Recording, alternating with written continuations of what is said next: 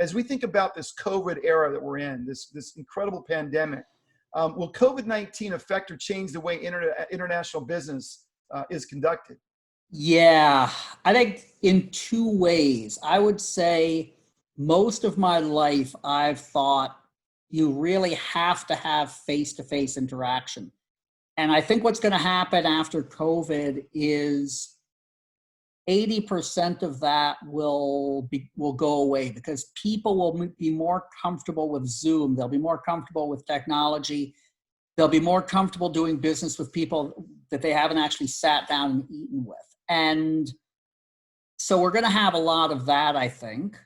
That's going to be part of it. Now, I'll tell you another thing which I really believe is going to happen. The United States, for the past 75 years, has enjoyed a position of everybody saying, wow, those Americans know what they're doing. I'll buy American products. You know, America is really on top of the ball game. I'll buy American products. I trust Americans.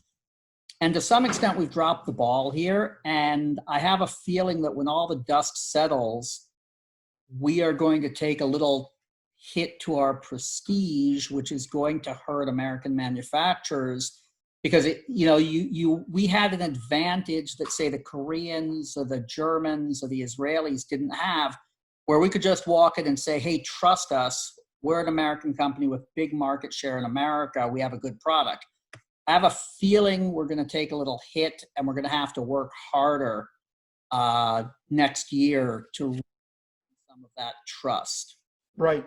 So let me dovetail off that point. That's well stated. So how do you see the dynamic between the U.S. and China changing post COVID-19?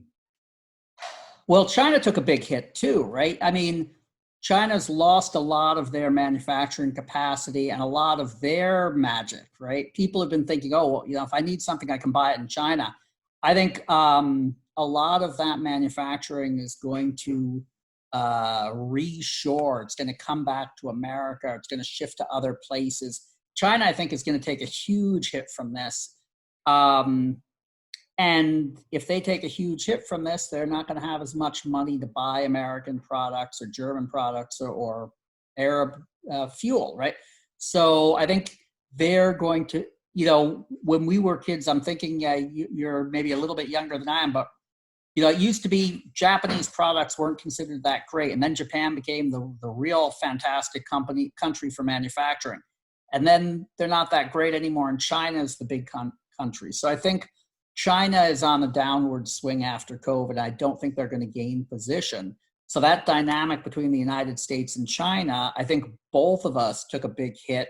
And what we're probably going to see is more smaller countries taking stronger positions, or maybe more of a sharing of it. There won't be one or two major countries. I honestly, I'm not going to do a solid prediction here, but if I had to bet, I'd say it's not going to be, America, China, and two or three others, and then everybody else way below. I think there's going to be a sharing out, and some of the smaller countries are going to fill in those gaps.